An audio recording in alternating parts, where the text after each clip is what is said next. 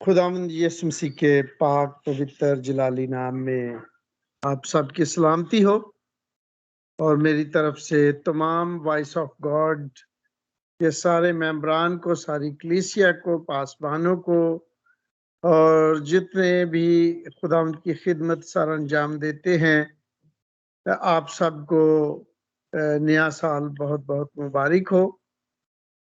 खुदावंद का शुक्र हो कि उसने तमाम गुजरे साल में हम सब की बड़ी हिफाजत और निगहबानी की, हमें अपनी पनाह में रखा, हमारी ज़रूरतों को पूरा किया और हमें हादसात से, बीमारियों से, दुख तकलीफ से बचाया। और इसमें कोई हमारी अपनी खूबी नहीं है, बल्कि ये खुदावंद का फजल है और उसकी मोहब्बत है कि जिसने अपने बेटे ही को हमसे दरेग ना किया, वो अपनी मोहब्बत में वो सब कुछ हमें अता करता है जिसके हम लायक नहीं हैं। लेकिन ये खुदावंद की मोहब्बत है कि वो हमें ना सिर्फ उसने हमें निजात दी, बल्कि अपने बेटे यीशु मसीह के खून से हमें पाक किया और वो उसके वादे अबद तक हमारे साथ हैं। उसने कहा कि मैं तुम्हें कभी नहीं छोड़ूंगा और मैं दुनिया के आखिर तक हमेशा तुम्हारे साथ हूँ। अजीज़ों, जबकि हमारा कदम एक नए साल में है, आइए हम खुदावंद की मोहब्बत को अपनी जिंदगी में ज्यादा गहराई के साथ महसूस करें। मैं शुक्रगुजार हूँ वॉइस ऑफ गॉड के प्लेटफॉर्म का कि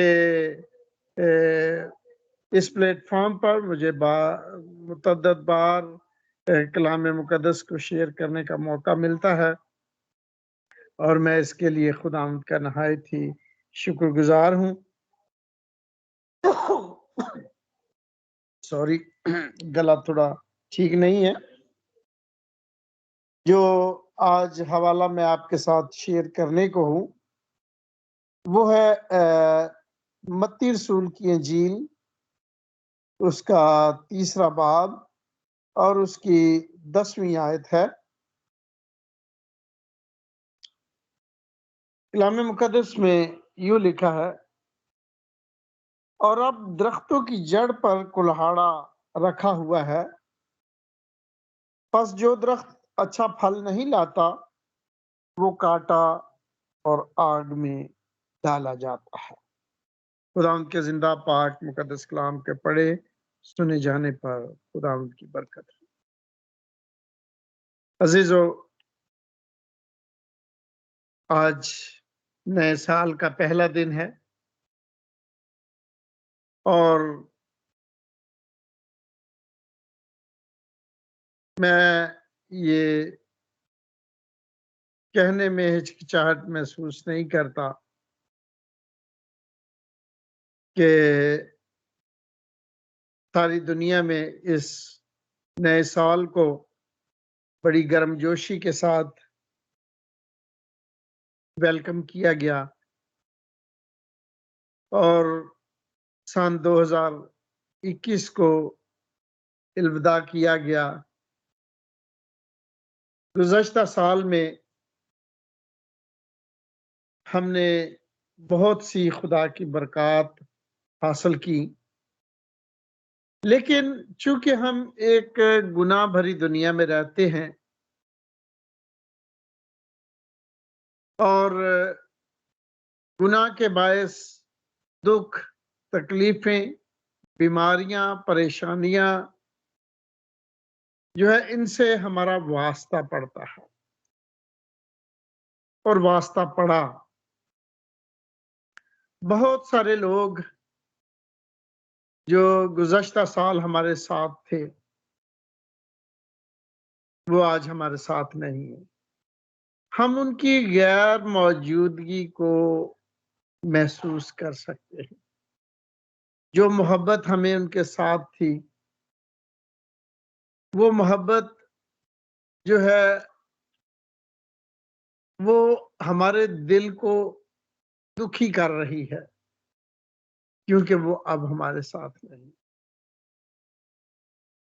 वो या तो चले गए हैं या खुदावंद में सो गए हैं, और ये कमी एक बहुत बड़ी कमी है, जिसको सिर्फ एक इंसानी दिल ही समझ सकता है। मेरे अज़ीज़ों, ये सब बातें, ये दुःख, ये बीमारियाँ, ये तकालीफ, ये परेशानियाँ हमें बताती हैं कि खुदावंद की हर लम्हा, हर घड़ी हमें ज़रूरत है। हम अपनी मुसीबत में, दुःख में, परेशानी में ज़रूरत है कि हम उसको पुकारें, क्योंकि उसके बगैर हम कुछ भी नहीं हैं। लेकिन जो खुदा की ज़रूरत को महसूस नहीं करते, जो अपनी ऐशो-इशरत में ज़िंदगी बसर करते हैं, जो अपने लालच के लिए दौड़-भाग करते हैं, जो दौलत के अंबार लगाते हैं और फिर भी उनका पेट नहीं भरता, चाहे उन्हें उसके लिए कुछ भी करना पड़े, चोरी करनी पड़े, कत्ल करने पड़े, डाके मारने पड़े, वो अपने काम को, अपने मकसद को पूरा करने के लिए ज़रा भी हिचकिचाहट महसूस नहीं करते। शायद शायद दुनिया की अदालतें भी उनका कुछ नहीं बिगाड़ सकती। दुनिया की अदालतें उनके सामने बेबस हैं, लेकिन एक अदालत है जो बेबस नहीं है, जहाँ ना रिश्वत चलती है, ना रुपया पैसा चलता है, और ना ही बड़ी-बड़ी सिफ़ारिशें चलती हैं, ना धमकियाँ चलती हैं, क्योंकि वो अदालत खुदावंद की अदालत है, और वो हर एक का फैसला और इंसाफ सच्चाई के साथ करता है। और इस आयत में हमने देखा है कि बड़ी सफाई से लिखा गया है, अब दरख्तों की जड़ पर कुल्हाड़ा रखा गया है।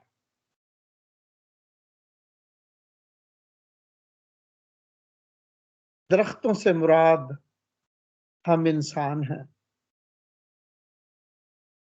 जब एक नाबीना शख्स को खुदावंद यीशु मसीह ने शिफा दी, तो उससे पूछा कि क्या तुझे दिखाई देता है? उसने कहा, हाँ, मुझे इंसान दरख्तों की तरह हिलते-जुलते दिखाई देते हैं। फिर खुदावंद यीशु मसीह ने दोबारा उसके आँखों पर हाथ रखा, तो वो कहने लगा, हाँ, अब मैं सब कुछ साफ-साफ देख सकता हूँ। तो मेरे अज़ीज़ों, हमारी दुनिया खुदा का पाकिस्तान है। कलीसिया एक छोटा पाकिस्तान है, और जो खुदा के चुने हुए लोग हैं, जिन्हें खुदावंद ने आसमान की बादशाही के लिए बुलाहट दी है, वो खुदा के लगाए हुए दरख्त हैं। अगर खुदा ने लगाया है, तो यकीनन उसमें उसका कोई मकसद पिन्हा है, और खुदा के दरख्त होने के नाते ये हम पर वाजिब है कि हम उसकी मर्ज़ी के मुताबिक फल लाएँ। अगर हम फल नहीं लाते, तो हमने खुदा के पाकिस्तान में सिर्फ जगह घेरी हुई है, खुदावंद चाहता है कि हम फल लाएं। अगर फल नहीं लाएंगे तो अगला जो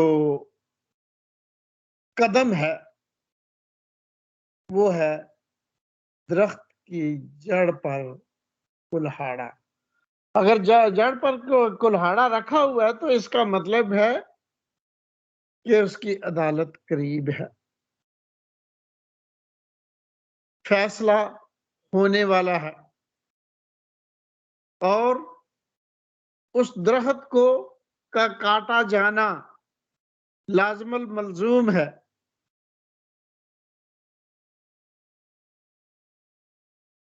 अब दरख्तों की जड़ पर कुल्हाड़ा रखा हुआ है और आगे बड़ी सफाई से बयान किया गया कि बस जो दरख्त अच्छा फल नहीं लाता वो काटा और आग में डाला जाता है। मेरे अजीजों, ये बड़ा सख्त कलाम है। शायद हम घबरा जाएं, शायद हम डर जाएं, शायद हम परेशानी में मुब्तला हो जाएं, ये सोचकर कि मेरी जिंदगी अब तक कैसी बसर होती रही है। क्या मेरा काम, मेरा किरदार, मेरा रहन सहन, मेरा बोलचाल खुदा की नजर में पसंदीदा है? क्या मेरी जिंदगी से उसके फल जाहिर हो रहे हैं? क्या मैं उसकी अदालत में खड़ा रह सकूंगा? क्या मैं उसकी अदालत में कसूरवार ठहराया जाऊंगा? मेरा अंजाम क्या होगा? यकीनन हम सबको ये सोचने की जरूरत है। खुदावंद यीशु मसीह अपनी खिदमत के दौरान एक अंजीर के दरख्त के पास आए ताकि उसमें फल तलाश करें, लेकिन उस दरख्त पर कोई फल नहीं था। कलाम में यह भी लिखा है क्योंकि फल का मौसम नहीं था। आप ये सोच सकते हैं कि अगर फल का मौसम ही नहीं था तो खुदावंद यीशु मसीह को उस दरख्त से फल कैसे मिल सकता था। आइए जरा हम इस हवाले को देखें। लूका रसूल की इंजील उसका 13वां बाब,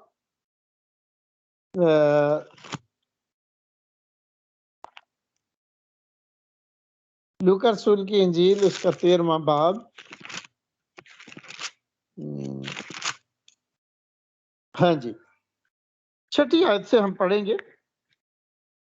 लिखा है, फिर उसने ये तमसील कही कि किसी ने अपने पाकिस्तान में एक अंजीर का दरख्त लगाया था। वो उसमें फल ढूंढने आया और ना पाया। इस पर उसने बागबान से कहा कि देख, सॉरी, ये हवाला नहीं है। बहरहाल वो एक अलग हवाला है जिसमें अंजीर, खुदावंद यीशु मसीह अंजीर के दरख्त के पास जाते हैं और उसको बेफल देखते हैं और खुदावंद यीशु मसीह ने कहा कि आइंदा तुझ पर फल ना लगे। और शागिर्दों ने देखा कि वो दरख्त जो है वो उसी घड़ी सूख गया। और जो बात मैं बयान कर रहा था कि उसमें ये भी लिखा है कि वो फल ढूंढने आया और उस पर फल नहीं था क्योंकि फल का मौसम नहीं था। हम ये हैरान होते हैं कि अगर फल का मौसम ही नहीं था तो खुदावंद ने उस दरख्त को कर्स क्यों किया? और हमें ऐसे मालूम होता है कि उसकी सजा जो है वो नाइंसाफी पर मबनी थी। मेरे अजीजों, क्या खुदा कभी नाइंसाफी करता है? ये बात के फल का मौसम नहीं था, ये कहने का मतलब था क्योंकि अंजीर के दरख्त पर पत्ते लगने से पहले फल लगता है। और यहाँ उस दरख्त की हालत क्या थी कि वो पत्तों से भरा हुआ था। अगर पत्ते थे तो वहां फल भी होना चाहिए था, क्योंकि फल जो है वो पत्ते लगने से पहले उस पर आता है। लेकिन यहाँ इस दरख्त की क्या हालत थी कि पत्ते तो थे मगर फल नहीं था।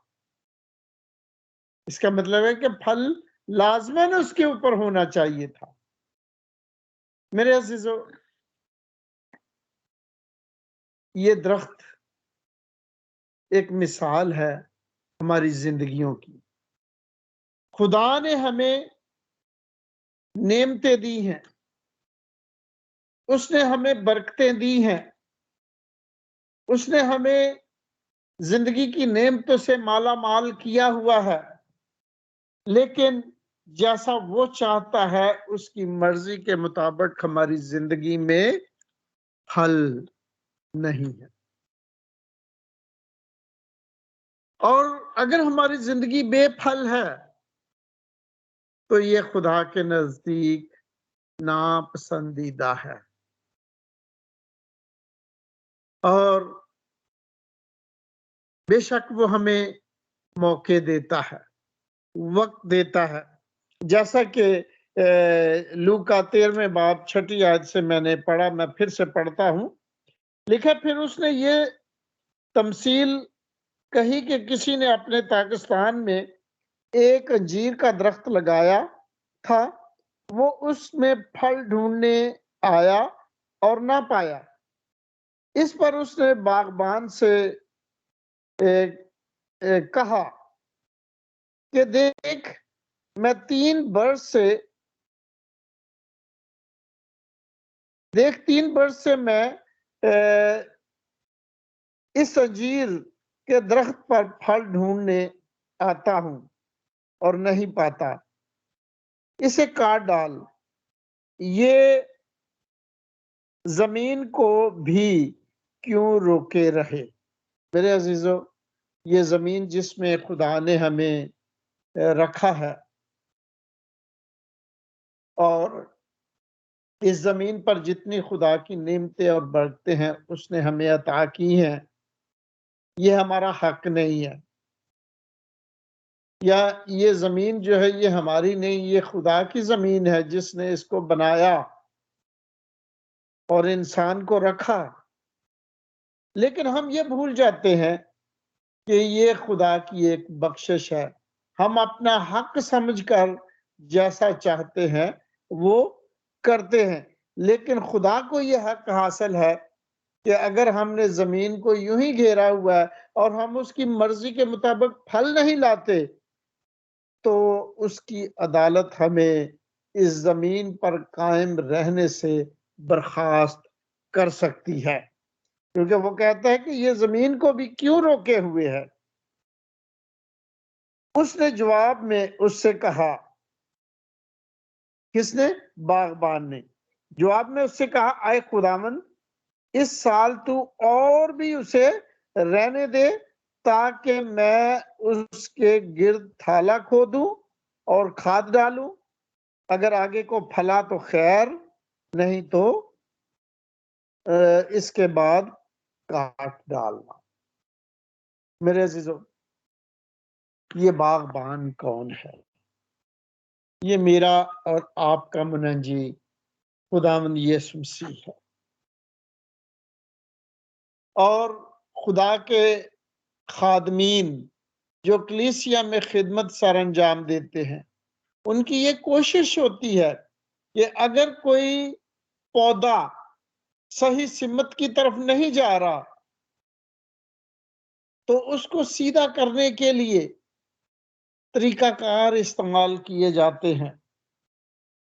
जैसे बागबान या माली एक पौधे को छड़ी लगाकर उसके साथ छड़ी लगाकर उसको बांध देता है, ताकि अगर वो टेढ़ा जा रहा है तो वो क्या हो जाए, सीधा हो जाए। अगर वो फल नहीं लाता तो उसके गिर्द थैला खोदा जाता है, जमीन को नरम किया जाता है, खाद डाली जाती है, पानी दिया जाता है, उसकी खिदमत की जाती है, तो वो दरख्त क्या करता है, फल लाता है। अगर कीड़े मकोड़े हैं तो उसके ऊपर स्प्रे, दवाई का स्प्रे किया जाता है। मालिक बागबान ने कहा कि ऐ खुदावंद मुझे मौका दे कि इस साल मैं फिर इसकी खिदमत करूं। अगर आगे को फला तो खैर, वरना क्या कर देना, इसे काट देना। मेरे अजीजों, हमारी जिंदगी का हाल भी बाग में लगाए हुए उस दरख्त की मानद है। या तो हम फलदार हैं या फिर बेफल हैं। अगर फलदार हैं तो खुदावंद हमारी कारकर्दगी से खुश होगा, जैसे उस नौकर से वो खुश हुआ जिसने जिसको 5 तोड़े दिए गए, उसने 5 के 10 किए। जिसको 2 किए गए उसने 2 के 4 किए। लेकिन जिसको 1 दिया गया, उसने उस 1 के 2 करने की बजाय उसने जमीन में क्या किया, अपना जो तोड़ा था उसको छुपा दिया। तो मालिक ने उससे कहा कि आए नकम्मे और बेवकूफ नौकर, तू जानता था कि मैंने जहां बोया नहीं वहां से काटता हूं और जहां बखेरा नहीं वहां से जमा करता हूं। तुझे चाहिए था कि तू मेरा पैसा साहूकारों को देता और मैं आकर सूद समेत उनसे ले लेता। लेकिन जो अच्छे नौकर थे, जिन्होंने काम किया था, जो उसकी मर्जी के मुताबिक फल लाए थे, उनके लिए उसके अल्फाज क्या थे, क्या अच्छे और दयानतदार नौकर, तू थोड़े में दयानतदार रहा, मैं तुझे बहुत सारी चीजों का मुख्तार बनाऊंगा। मेरे अजीजों, खुदा के पाकिस्तान में वही कायम रह सकते हैं जो उसकी मर्जी के मुताबिक फल लाते हैं, जो उसकी मर्जी के मुताबिक काम करते हैं। किसी तरह की सुस्ती और काहली और नालायकी खुदा के हजूर पसंदीदा है। आइए कलाम की रोशनी में हम अपनी जिंदगियों को परखें कि आज तक जो कुछ हमने किया है, क्या वो खुदा के हजूर पसंदीदा है। अगर खुदावंद हमें प्यार करता है तो उसकी मोहब्बत में हमने उसके हुक्म को पूरा करना है। खुदावंद ने कहा, अगर तुम मुझसे मोहब्बत रखते हो तो मेरे हुक्मों पर अमल करोगे। तो अगर हम खुदावंद से मोहब्बत रखते हैं तो सिर्फ मुंह से कहना काफी नहीं है, क्या खुदावंद मैं तुझे प्यार करता हूं। क्या हम उसकी मर्जी के मुताबिक अपनी जिंदगी में फल ला रहे हैं। मेरे अजीजों, बाज दफा हम खुदा की बरकत से बड़े भरपूर और मामूर होते हैं, लेकिन हम उन बरकत को खुदा की बख्शिश समझने की बजाय हम अपना हक समझकर खुदा की नेमतों को, खुदा की बरकतों को नाजायज तौर पर हम क्या करते हैं, इस्तेमाल करते हैं।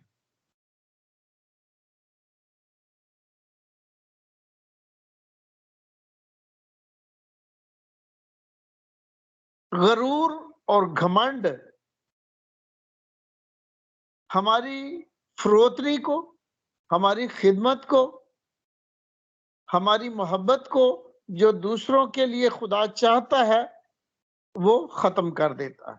अगर हम बहुत अमीर हैं, खुदा ने हमें सरबत रुपया पैसा दौलत दी है, तो हम ये सोचते हैं कि ये सिर्फ मेरा हक था जो मुझे मिला है, और हम उसे दूसरों के साथ शेयर नहीं कर सकते। अगर हम जोरावर हैं तो हम किसी मजलूम की मदद नहीं करते। अगर हम अ,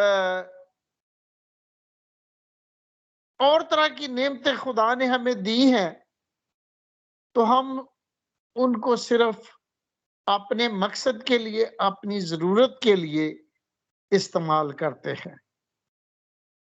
मेरे अज़ीज़ों, दुनिया का एक बहुत बड़ा बादशाह जिसका नाम नबुकतनज़र था,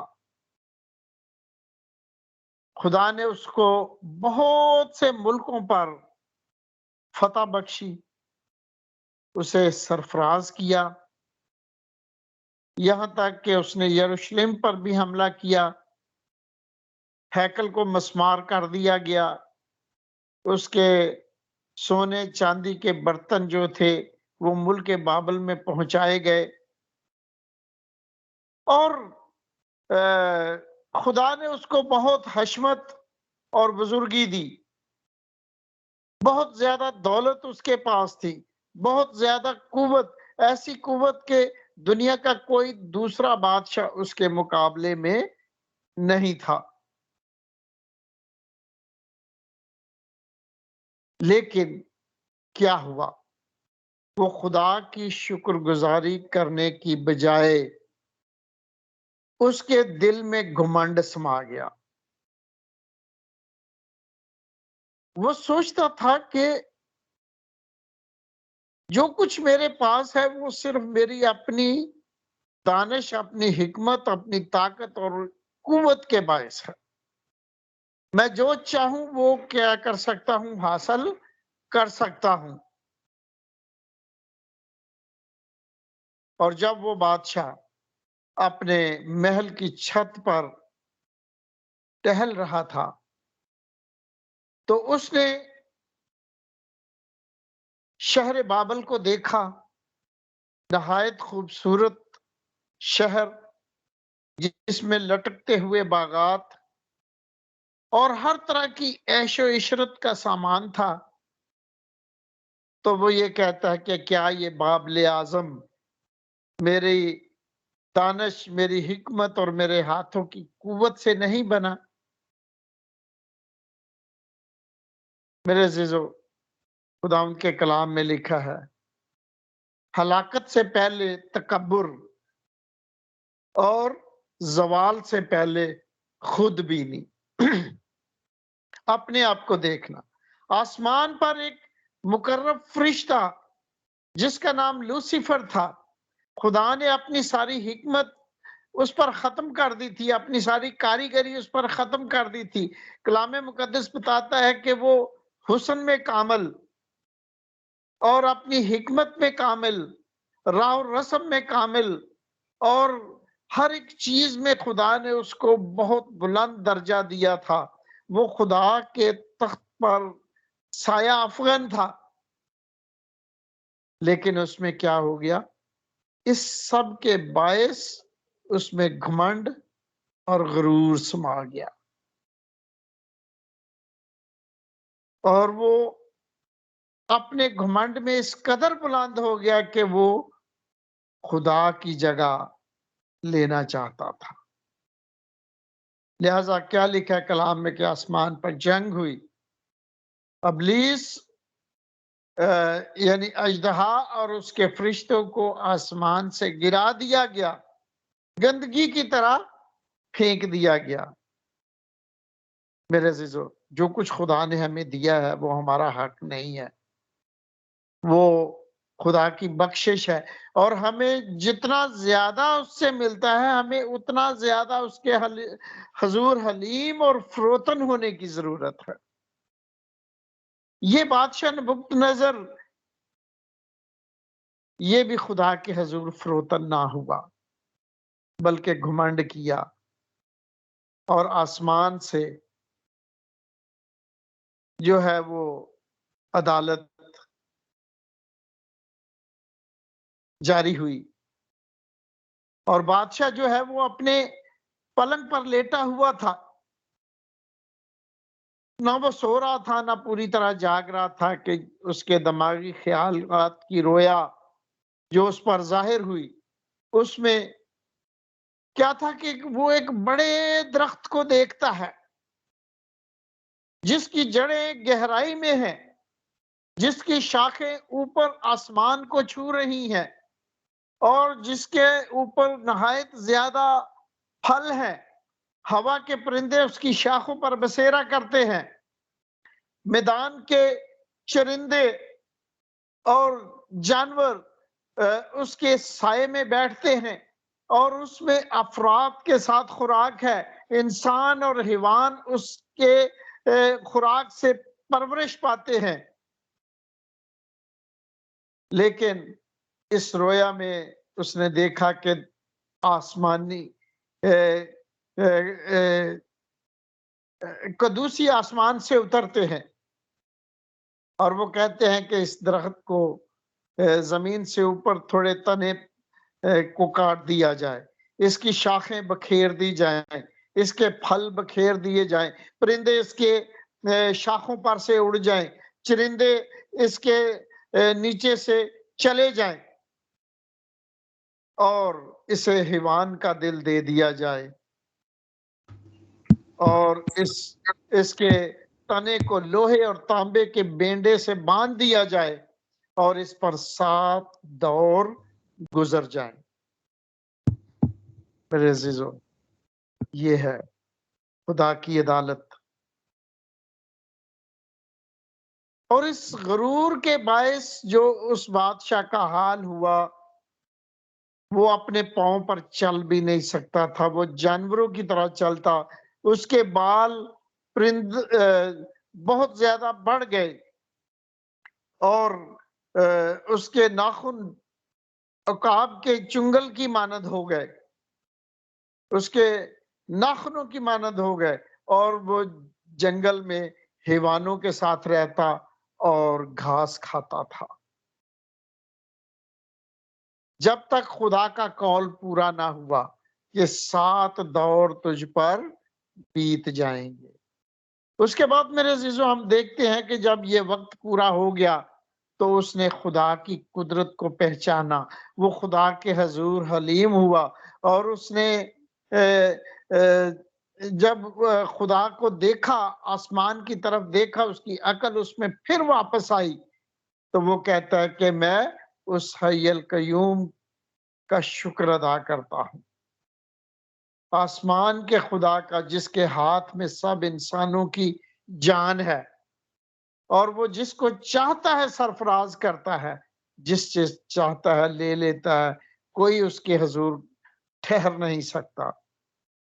और उस बादशाह ने कहा कि तमाम जी हयात उस खुदा की जो आसमान और जमीन का मालिक है, उसकी इबादत करें, उसकी परस्तश करें, क्योंकि वही इबादत और परस्तश के लायक है। मेरे अजीजों, अगर हमसे गुज़श्ता ज़माने में कोई ऐसी खता हुई है, कोई ऐसा गुनाह हुआ है कि हम खुदा की अदालत के सजावार हैं, याद रखें, कुल्हाड़ा खुदा की अदालत को जाहिर करता है, जो दरख्त की जड़ पर रखा हुआ है। कहते हैं खुदा की लाठी में आवाज नहीं है और अगर वो लाठी चल जाए तो उसके सामने कोई ठहर नहीं सकता। और ये कुल्हाड़ा दरख्त की जड़ पर रखा हुआ है। कहीं वो दरख्त मैं तो नहीं हूं, कहीं वो दरख्त आप तो नहीं है। हो सकता है, हमें होश में आने की जरूरत है। अगर हमने अपनी जिंदगी को खुदा की मर्जी के मुताबिक बसर नहीं किया, आज वक्त है। खुदा ने हमारी जिंदगी में एक और नया साल दिया है, आइए अपनी हालत को पहचानें, खुदा के हजूर फरोतन हो जाएं, खुदा के हजूर अपनी खताओं की मुआफी मांगे, खुदावंद की इबादत करें, उसकी परस्तिश करें, अपने रुपए पैसे पर फख्र ना करें, गरूर ना करें। जो कुछ खुदा ने आपको दिया है वो इंसानों की खिदमत के लिए है, उसे खिदमत में बसर करें ताकि जब वो आए तो उसके मीठे और प्यारे अल्फाज आपके लिए हों। आए अच्छे और दयानतदार नौकर, शाबाश, तू थोड़े में दयानतदार रहा, मैं तुझे बहुत सी चीजों का मुख्तार बनाऊंगा। खुदावंद इस कलाम के वसीला से आप सबको और मुझे बरकत दे। आमीन।